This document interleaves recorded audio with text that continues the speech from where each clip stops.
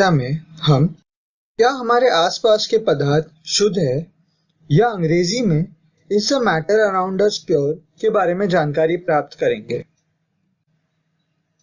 तो आज की इस कक्षा में सबसे पहले हम देखेंगे कि मिश्रण होता क्या है। मिश्रण, जिसे पदार्थ कहा जाता है, एक या एक से अधिक शुद्ध तत्वों या यौगिकों से मिलकर बना होता है। तत्वों को अंग्रेजी में हम एलिमेंट्स कहते हैं और यौगिकों को हम अंग्रेजी में कंपाउंड्स कहते हैं। मिश्रण का एक उदाहरण यहाँ पर तुम्हें चित्र में दिखाया गया है, वह नमक और पानी के मिश्रण का उदाहरण है। अब हम मिश्रण के प्रकार के बारे में जानकारी प्राप्त करेंगे। सबसे पहला मिश्रण का प्रकार जिसके बारे में हम पढ़ेंगे वो है समांगी मिश्रण या विलयन, जिसे अंग्रेजी में हम होमोजीनियस मिक्सचर या सॉल्यूशन भी कहते हैं। एक मिश्रण जिसकी बनावट समान होती है वह मिश्रण समांगी या होमोजीनियस मिश्रण कहलाता है। इसका एक उदाहरण है चीनी और पानी का जो मिश्रण होता है। दूसरा प्रकार मिश्रण का है विषमांगी मिश्रण या अंग्रेजी में हेटेरोजीनियस मिक्सचर। ऐसे मिश्रण के अंश भौतिक दृष्टि से पृथक होते हैं। इसका उदाहरण जैसे चित्र में आप देख सकते हैं वह तेल और पानी का उदाहरण है। यहाँ पर ये ऊपरी सतह तेल की है और ये नीचे वाली सतह पानी की है। तो यहाँ पर आप देख सकते हैं कि इस मिश्रण की बनावट समान नहीं है। ऐसा मिश्रण विमांगी या हेटेरोजीनियस कहलाता है। अब हम देखेंगे कि विलयन या अंग्रेजी में सॉल्यूशन आखिर होता क्या है। किसी भी विलयन के दो भाग होते हैं, एक तो विलायक या सॉल्वेंट होता है और दूसरा विलय या सॉल्यूट होता है। हर बार विलायक जो होता है वो ज्यादा मात्रा में होता है और उसमें विलय या सॉल्यूट घुला हुआ होता है। विलय या सॉल्यूट हर बार कम मात्रा में होता है। विलयन दो या दो से अधिक पदार्थों का समांगी मिश्रण या होमोजीनियस मिक्सचर होता है। विलयन के कण व्यास में 1 नैनोमीटर या 10⁻⁻⁹ मीटर से भी छोटे होते हैं। इसके कारण हम हमारी आंखों से इन्हें देख नहीं सकते। अपने छोटे आकार के कारण विलयन के कण गुजर रही प्रकाश की किरण को फैला नहीं पाते। इसीलिए विलयन में प्रकाश का मार्ग हमें दिखाई नहीं देता। यह तुम्हें इस चित्र द्वारा भी दिखाया जा सकता है। यहाँ पर प्रकाश की किरण को विलयन द्वारा भेजा गया है, पर यहाँ पर प्रकाश का रास्ता या मार्ग तुम बता नहीं सकते। छन्ने की विधि द्वारा विलय के कणों को विलयन में से पृथक नहीं किया जा सकता। अब हम विलयन की सांद्रता या कॉन्सेंट्रेशन ऑफ सॉल्यूशन के बारे में जानकारी प्राप्त करेंगे। विलयन की सांद्रता को हम दो रूप में प्रकाशित कर सकते हैं।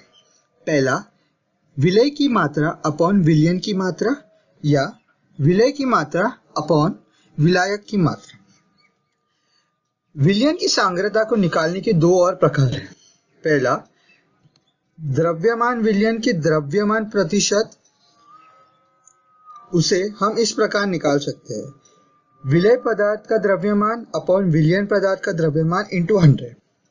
दूसरा है द्रव्यमान विलयन के आयतन प्रतिशत। इसे हम इस प्रकार निकाल सकते हैं कि विलय पदार्थ का द्रव्यमान डिवाइडेड बाय विलयन का आयतन इंटू 100। अब हम इस पे एक उदाहरण देखेंगे। एक विलयन के 320 विलायक जल है। जल में 40 ग्राम साधारण नमक या कॉमन सॉल्ट विलय है। विलयन का सांद्रता का परिकलन करें। अब हम इस सवाल का उत्तर देखेंगे। यहाँ पर जो विलयन का द्रव्यमान होगा वो विलय का द्रव्यमान प्लस विलायक का द्रव्यमान होगा। That is 40 + 320 grams is equal to 360 grams या 360 ग्राम। द्रव्यमान विलयन के द्रव्यमान प्रतिशत निकालने का यह तरीका होता है। तो यहाँ पर विलय पदार्थ का द्रव्यमान 40 ग्राम है और विलयन का द्रव्यमान 360 ग्राम है। तो द्रव्यमान विलयन के द्रव्यमान प्रतिशत इस प्रकार का कुछ होगा, 40 डिवाइडेड बाय 360 इंटू 100। उससे हमें 11.1% आंसर आ जाता है। अब हम देखेंगे कि निलंबन या सस्पेंशन क्या होता है। यह एक विषमांगी मिश्रण या एक हेट्रोजीनियस मिक्सचर होता है। ये कण आंखों से देखे जा सकते हैं। ये निलंबित कण प्रकाश की किरण को फैला देते हैं, जिससे उसका मार्ग दृष्टिगोचर हो जाता है। जब इसे शांत छोड़ देते हैं तब ये कण नीचे की ओर बैठ जाते हैं, अर्थात निलंबन अस्थायी होता है। इसका उदाहरण है जो तुम्हें चित्र में दिखाया गया है, ऐसा कुछ। मतलब जैसे जब मैंने इसमें जो निलंबन था उसे छोड़ दिया थोड़ी देर के लिए, तो जो सारे विलय के जो कण थे वो नीचे आकर बैठ गए। अब हम कोलॉइडल विलयन या कोलॉइडल सॉल्यूशन के बारे में जानकारी प्राप्त करेंगे। यह भी एक विषमांगी मिश्रण है, यानी कि एक हेट्रोजीनियस मिक्सचर है। कोलॉइड के कणों का आकार इतना छोटा होता है कि ये प्रत्येक रूप से आंखों से नहीं देखे जा सकते। यह इतने बड़े होते हैं कि यह प्रकाश को फैलाते हैं तथा उसके मार्ग को दृश्य बनाते हैं। जब इनको शांत छोड़ दिया जाता है तो ये कण तल पर बैठते हैं, अर्थात यह स्थायी होते हैं। ये छानन विधि द्वारा मिश्रण से प्रत्येक नहीं किए जा सकते, किंतु एक विशेष विषय अपकेंद्रीकरण तकनीक द्वारा प्रतीक किए जा सकते हैं। कोलॉइडल सॉल्यूशन के कुछ उदाहरण है। पहले तो जो जिस पे हम दीवार को रंगते हैं, यानी कि हमारे पेंट्स। दूसरा उदाहरण है मक्खन। अब हम टिंडल इफेक्ट के बारे में जानकारी प्राप्त करेंगे। कोलॉइड विलयन के क्षण प्रकाश की किरण को आसानी से फैला देते हैं। यह प्रकाश की किरण को फैलाना टिंडल प्रभाव कहलाता है। जैसे यहाँ पर आप देख सकते हैं, यह एक विलयन है और यह एक कोलॉइडल विलयन है। यहाँ पर हमें प्रकाश की दिशा नहीं दिखाई दे रही, पर यहाँ पर क्योंकि यह कोलॉइड विलयन है, यहाँ पर हमें प्रकाश की दिशा इस प्रकार कुछ दिखाई दे रही है। अब हम देखेंगे कि शुद्ध पदार्थों के क्या प्रकार होते हैं। पदार्थों को उनके रासायनिक संगठन के आधार पर तत्वों यानी कि एलिमेंट्स या यौगिकों यानी कि कंपाउंड्स में वर्गीकृत किया जा सकता है। तत्व भी 3 प्रकार के होते हैं। पहला धातु यानी कि मेटल्स, दूसरा अधातु यानी कि नॉन मेटल्स और तीसरा उपधातु यानी कि मेटलॉइड्स। अब हम धातु के बारे में जानकारी प्राप्त करेंगे।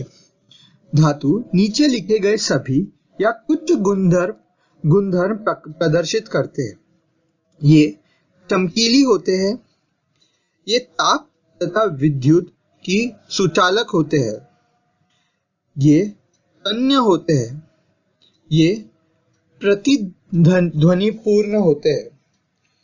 इसके उदाहरण है लोहा या आयरन और सोडियम।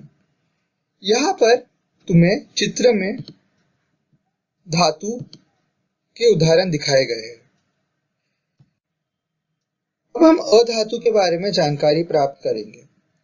अधातु नीचे लिखे गए सभी या कुछ गुणधर्म प्रदर्शित करते हैं। ये विभिन्न रंगों के होते हैं, ये ताप और विद्युत की कुचालक होते हैं, ये चमकीली व प्रतिध्वनिपूर्ण नहीं होते। इनका उदाहरण है ऑक्सीजन और नाइट्रोजन। यहाँ पर चित्र में तुम्हें कार्बन का चित्र दिखाया गया है। अब हम यौगिक के बारे में जानकारी प्राप्त करेंगे। यौगिक यह दो या दो से अधिक तत्वों के नियत अनुपात में रासायनिक तौर पर संयोजन से बने होते हैं। इसका एक उदाहरण है NaCl यानी कि सोडियम क्लोराइड। मुझे शांतिपूर्वक सुनने के लिए आप लोगों का धन्यवाद।